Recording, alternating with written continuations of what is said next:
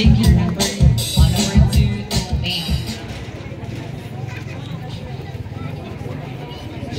Number 6.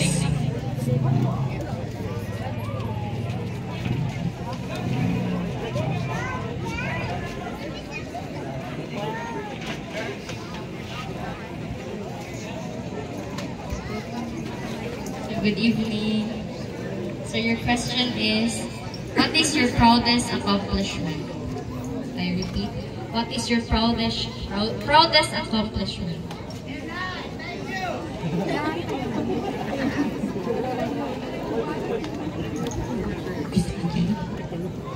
Thank you, good evening. My proudest accomplishment is to make my parents proud. Why? Because to tell you honestly guys, here people in Kamalin, I am proud a working student slash a full-time working student, which is nagtrabaho ko buntag and nag-eskwela ko gabi. And my proudest moment is para ko makatiwas og eskwela to make my parents proud. Thank you so much.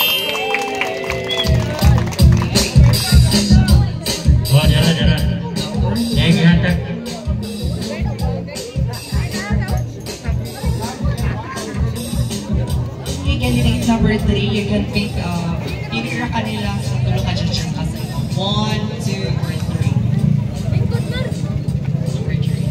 Judge number 3.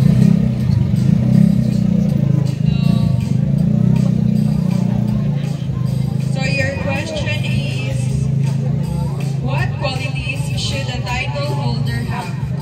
Again, what qualities should a title holder have? Okay, nag-need daw siyang interpreter. Elka, alin ikaw yung iko alin. Siya ka na. Ay, tiya, chubone. The interpreter, interpreter from Thailand na ba yan?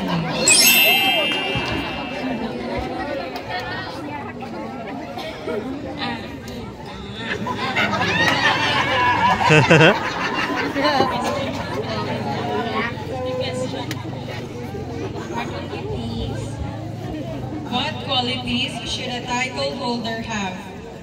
Sa kunin mga qualities sa ka-title holder nga naa.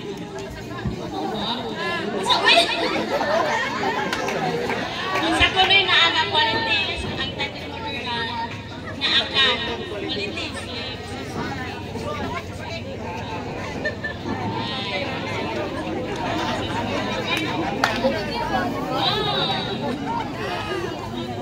Sa basta din ang interpretera, utro man sa din ang interpreter. Bagay lang interpreter, miss. Maki! Oh, Maki! Maki di ay from Japan.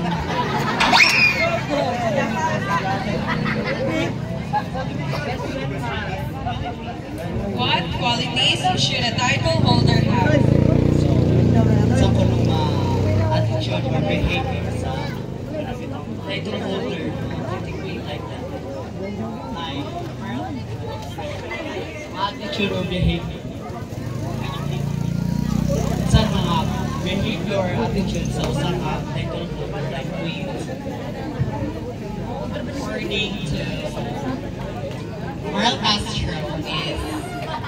According to Merle Castro you need to be kindful.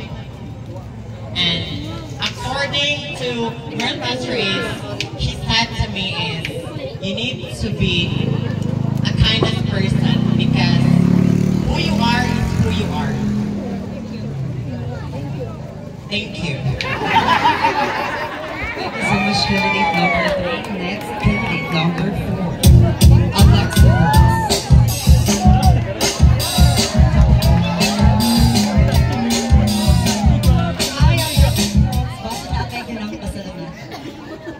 Especially to my friend.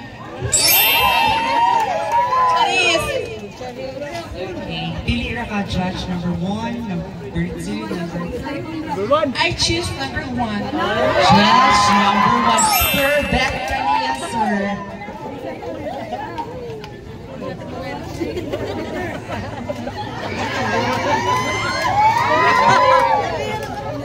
Good evening.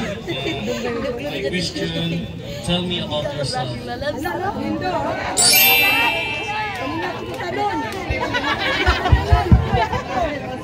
Thank you so much for wonderful. Hindi ako mag-lead interpreter, bahong ba?